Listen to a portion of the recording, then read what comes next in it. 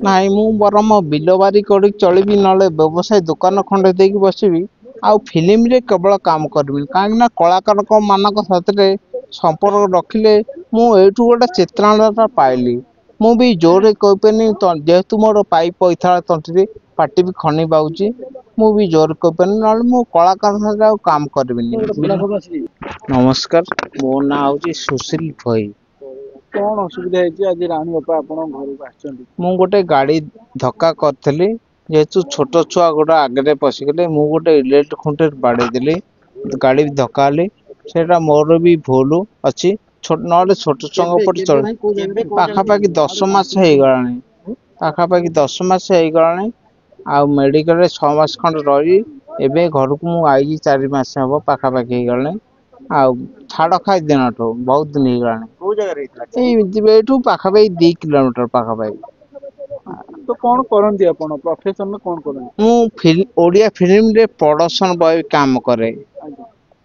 ମୁଁ କିଛି ଦିନ ଆଗରୁ କହିଥିଲି କେହି ବି ଆସିନଥିଲେ ଆର୍ଟିଷ୍ଟ ମାନେ ଯାହାକୁ ଗୋଟେ ଆମେ ଖରା ହେଲେ ଛତା ଭୋକ ହେଲେ ଖାଇବା ବାଢିକି ଦଉ ଗାଡିରୁ ଓହ୍ଲେଇଲେ ବି ନମସ୍କାର ତାଙ୍କୁ ଆମେ ସମ୍ମାନରେ ପକଉଥିଲୁ କୌଣସି କଳାକାର ବି ଆସିଲେନି କି କେହି ବେଜେ ମୋ ବଡ ଭାଇ ଯେହେତୁ ଦେଖି ଆସିବେନି ସିଏ ବି ମୋବାଇଲ ହ୍ୱାଟ୍ସଆପ ରେ ତାଙ୍କୁ କହିଛି ହେଲା ସମିତିକି କି ଭାଇ ଯାହାର ନମ୍ବର ଅଛି ସିଏ ବି ଭାଇ ଯୋଗାଯୋଗ କରିଛି ଆଉ ଯାହା ହଉ ରାନୀ ଅପା ସିଏ ବି ଯୋଗାଯୋଗ କରିଥିଲା ତାଙ୍କର ବି ଦେହ କଥା ଯାହା ହଉ ରାନୀ ଅପା ଆସିଲେ ଭାରି ମତେ ଖୁସି ଲାଗୁଛି ମୁଁ ବି ରାନୀ ଅପା ସହିତ କାମ କରୁଛି ସେଇଟା ବି ଜାଣିନଥିଲି ମୋବାଇଲ ଦେଖିଲି ବି ଜାଣିଲି ବଜେଟ କଲନୀ କାମ କରୁଥିଲେ ଆକ୍ସିଡେଣ୍ଟ ପରେ ଭୁଲି ଯାଇଥିଲେ ସବୁ ମୁଣ୍ଡ ମାଡେଇଗଲା ଦଇ ସେଇଠି ସବୁ ଭୁଲିଗଲି ନହେଲେ ମୋର ବି ମନ ନଥିଲା କି ଆଜ୍ଞା କେତେ ବର୍ଷ ହେଲା ଓଡିଆ ଫିଲ୍ମ ଇଣ୍ଡଷ୍ଟ୍ରିରେ ଆପଣ କାମ କରୁଥିଲେ? ବହୁତ ଦିନ ହେଇଯିବ ଟୋଟାଲ କେତେ ବର୍ଷ?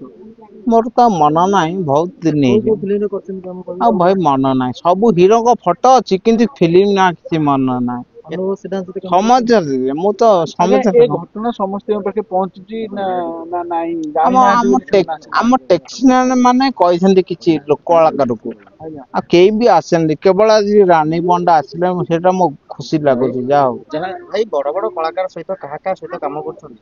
ମୁଁ ଅନୁଭବ ସିଦ୍ଧାନ୍ତ ବାବୁସାନ ସବେଶ ଅଛି ଯେହେତୁ ରଜ ପାଖରେ ଅଛି ରଜ ପାଖେଇ ଆଣିଲି ତାଙ୍କର ଫିଲ୍ମ ରିଲିଜ ହବ ନା ସେମାନେ ଆଡଭାର୍ଟାଇଜ ପବ୍ଲିସିଟି କଲେ ଲୋକ ଆସିବେ ସେମାନେ ମୋ ପାଖକୁ ଆସିଲେ କଣ ଲୋକ ଆସିବେ ସେଥିପାଇଁ ସେ ଲାଗିଛନ୍ତି ଫିଲ୍ମରେ ନହେଲେ କେହି ଟିକେ ବି ମତେ ଦେଖିବାକୁ ଆସୁନାହାନ୍ତି ସେମାନେ ଯଦି ଜାଣିଥିବେ ଫୋନରେ କେବେ କଣ୍ଟାକ୍ଟ କରିବାକୁ ଆପଣଙ୍କୁ ଚେଷ୍ଟା କରିଛନ୍ତି? କେହି କିଛି ନାହିଁ ନା ତ ଆପଣ ଚଳୁଛନ୍ତି କେମିତି କଣ ପୁଅ ଝିଅ କେତେଟା କେମିତି କଣ ମୁଁ ଚଳୁଛନ୍ତି? ବାହା ହେଇନି ମୋ ବଡ ଭାଇ ବାହା ହେଇଛି ଆଉ ଭାଇ ରଙ୍ଗ କାମ କରେ ଆମର ଟିକେ ଲୋନ ହେଇଥିଲା ବହୁତ ଲୋନ ହେଇଥିଲା ମୋ ବୋଉ ବି କାମ କରୁଛି ପର ଘରେ କଣ କରିବୁ ଆପଣ କେତେ ଭାଇ ଭଉଣୀ? ଆମେ 3 ଭାଇ 1 ଭଉଣୀ ବଡ ଭାଇ ବଡ ଭାଉଜ ଆପଣଙ୍କ ସେବା କରନ୍ତି?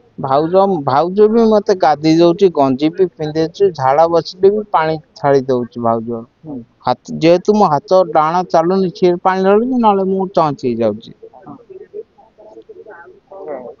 ଆପଣ ଇଣ୍ଡଷ୍ଟ୍ରିରେ କାମ କଲା ଭିତରେ ଆପଣଙ୍କୁ ଏତେ ବଡ କଳାକାର ସାହାଯ୍ୟ କଲେଣି କିନ୍ତୁ ରାଣୀ ଅପା ଆସିକି ସାହାଯ୍ୟ କଲେ ଆପଣଙ୍କୁ କେତେ ଖୁସି ଲାଗୁଛି ଆଉ ରାଣୀ ଅପାଙ୍କୁ କଣ କହିବେ? ଯାହା ହଉ ରାନୀ ଅପାଣ ତାଙ୍କ ଆଡକୁ ଥରେ ମତେ ଭିଡିଓ କଲ କରିଥିଲେ ମୁଁ ଅପା ସହିତ ଯୋଗାଯୋଗ କରିଥିଲି ଅପାକୁ ବି ଭାଇ ଭିଡିଓରେ ମୋବାଇଲରେ ତାଙ୍କୁ ପଠେଇଥିଲା ଆଉ ଅପା ଆସିଲେ ମତେ ଭାରି ଖୁସି ଲାଗୁଛି ରାନୀ ଉପାସରେ ମୁଁ ବି କାମ କରିଥିଲି କେବଳ ମୁଁ ବି ଜାଣିନଥିଲି ଭୁଲି ଯାଇଥିଲି ମୋବାଇଲ ରୁ ସବୁ ଦେଖିଲେ ଜାଣୁଛି ମୋବାଇଲରେ ମୁଁ ଦେଖୁଛି ତାଙ୍କର ଦେଖିଲି ନା କୋଉଠୁ ହ୍ୱାଟ୍ସଆପ ସେଥିରୁ ମୁଁ ଦେଖିଲା ପରେ ଜାଣିଲି ଭାଇ କେତେବେଳେ ଗୋଟେ ଦୁଃଖ ଲାଗେ ଯେ ଏତେ ବଡ ଆକ୍ଟର ମାନଙ୍କ ସହିତ ଓଡିଶାର କାମ କରୁଛନ୍ତି କିନ୍ତୁ ସେମାନେ ଆପଣଙ୍କୁ କେବେ ବି ଫୋନ କରି ବୁଝିଲେନି ଯେ ଆପଣଙ୍କର କଣ ହେଇଛି ଆପଣ ସେ କଥା ଭାବିଲା ବେଳେ କେତେବେଳେ ଦୁଃଖ ଲାଗିଛି ମନ ଦୁଃଖ ହେଇଛି? ନିହାତି କଳାକାର ନାଁ କଲେ ମତେ ଭାରି ଦୁଃଖ ଲାଗୁଛି କେବଳ ଆମ 5 ପଞ୍ଚାୟତ ବଡ ଭାଇ ମାନଙ୍କ ସହିତ ସମ୍ପର୍କ ଥିଲା ବୋଲି ସେମାନେ ମତେ ରକ୍ଷା କଲେ ସିଏ ବି ମଧ୍ୟ ପଇସା ଟା ସାହାଯ୍ୟ କଲେ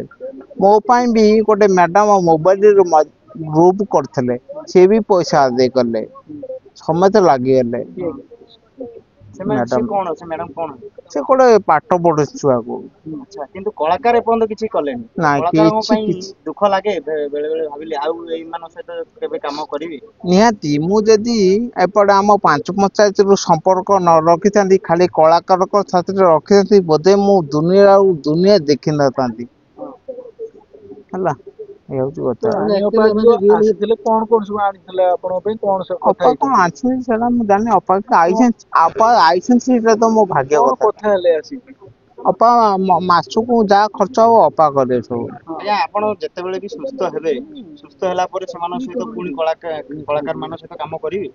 ନାଇଁ ମୁଁ ବରଂ ବିଲ ବାରି କରିକି ଚଳିବି ନହେଲେ ବ୍ୟବସାୟ ଦୋକାନ ଖଣ୍ଡେ ଦେଇକି ବସିବି ଆଉ ଫିଲ୍ମରେ କେବଳ କାମ କରିବି କାହିଁକି ନା କଳାକାରଙ୍କ ମାନଙ୍କ ସାଥିରେ ସମ୍ପର୍କ ରଖିଲେ ମୁଁ ଏଇଠୁ ଗୋଟେ ଚିତ୍ରାଣଟା ପାଇଲି। ମୁଁ ବି ଜୋରରେ କହିପାରିନି ଯେହେତୁ ମୋର ପାଇ ପଇଥାଳା ତଣ୍ଟିରେ ପାଟି ବି ଖନି ପାଉଛି ମୁଁ ବି ଜୋରରେ କହିପାରିନି ନହେଲେ ମୁଁ କଳାକାର ସାଥିରେ ଆଉ କାମ କରିବିନି ନିହାତି। ଯଦି ଏ କଥା ଶୁଣିଲା ପରେ କଳାକାର କିଏ ଚାହିଁବ ଆପଣଙ୍କୁ କଣ୍ଟାକ୍ଟ କରି, ତ ଆପଣ କଣ୍ଟାକ୍ଟ କରି ଆପଣ କଣ୍ଟାକ୍ଟ କଲେ ଆପଣ କଥା ହେବେ ତାଙ୍କ ସହ? କେହି ତ କଥା ହଉନାହାନ୍ତି ଯାହା ହଉ ରାନୀ ଅପା ଆଇଛନ୍ତି। ପ୍ରଡକ୍ସନ ହାଉସ କି କୋଉ ଡାଇରେକ୍ଟର ଆପଣ ହଁ ସେମାନେ କିଏ ଦେଖାଉଛନ୍ତି? ଡାଇରେକ୍ଟର ଭାଇ ମାନେ ମୋ ସହିତ ଯୋଗାଯୋଗ କରୁଛନ୍ତି ନ ଆସିଲେ କଣ ଅଛି ଯାଉ ଯୋଗାଯୋଗ କରୁଛନ୍ତି। କିଏ? ଆପୁ ଭାଇ ଆଉ ଅଶୋକ ଭାଇ ଅଶୋକପତି ହଁ ସେମାନେ ବି ମତେ କଥା ହଉଛନ୍ତି ଯାହା ହଉ ହଁ ଆଉ ରମେଶ ଭାଇ ବି କଥା ହଉଛନ୍ତି। ରମେଶ ବାରିକ। ହଁ କଣ ଜାଣିନି ସେଟା ତ ପଢୁଛନ୍ତି। ହଁ କଣ କଥା ହୁଅନ୍ତି? ସେ ଦେହ କେମିତି ଅଛି ଭଲ ଅଛି ନା ଯାଉ କିଛି ସହାୟତା କରିଛନ୍ତି? ସେ ତାଙ୍କର ସଂଗଠନରେ ପକେଇଛନ୍ତି ସେ ସହାୟତା କଣ କରିବେ ତ। ଆଚ୍ଛା, ତ ଏଇ ହିରୋ ଆକ୍ଚୁଆଲି ହିରୋଇନ ମାନେ କଣ ଖାଲି ରିଲ୍ ହିରୋ ହିରୋଇନ ନୁହନ୍ତି ନା? ମୁଁ ତ ଜାଣିଲି କାହିଁକି ନା ଆମ ଘର ତ ଭୁବନେଶ୍ୱର ନା ସମସ୍ତେ କଟକ ଭୁବନେଶ୍ୱର ରହୁଛନ୍ତି ପାଖାପାଖି କେହି ଟିକେ ବି ଆସିପାରିବେନି କଣ ଖାଲି ପଇସା ଦେଲେ ନେଲେ ବଡ କଥା ହେଇଯିବ କେହି ତ ଆସିକି ଛିଡା ହେଲେ ସେଟା ମୋ ସମ୍ପର୍କ ଟା ଯୋଡି ହେଇଯିବ ନା କେହି ବି ଟିକେ ଆସିଲେନି। ଆଚ୍ଛା, ଭିଡିଓ ମାଧ୍ୟମରେ କଣ କହିବେ ଯୋଉମାନେ ଆର୍ଟିଷ୍ଟ ମାନେ ହିରୋ ବଡ ହିରୋ ଦେଖୁଛନ୍ତି ତାଙ୍କୁ କଣ କହିବେ?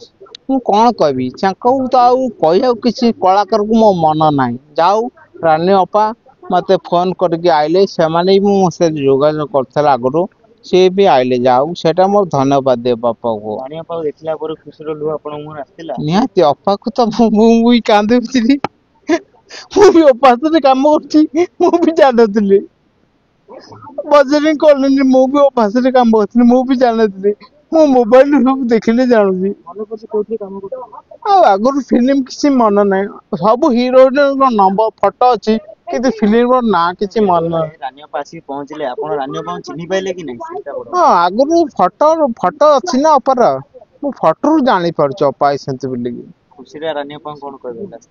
ଅପା ଆଇଛନ୍ତି ତାକୁ ଧନ୍ୟବାଦ ଦେବି ପ୍ରଭୁ ଜଗନ୍ନାଥ ସମସ୍ତିକି ଭଲରେ ରଖନ୍ତୁ।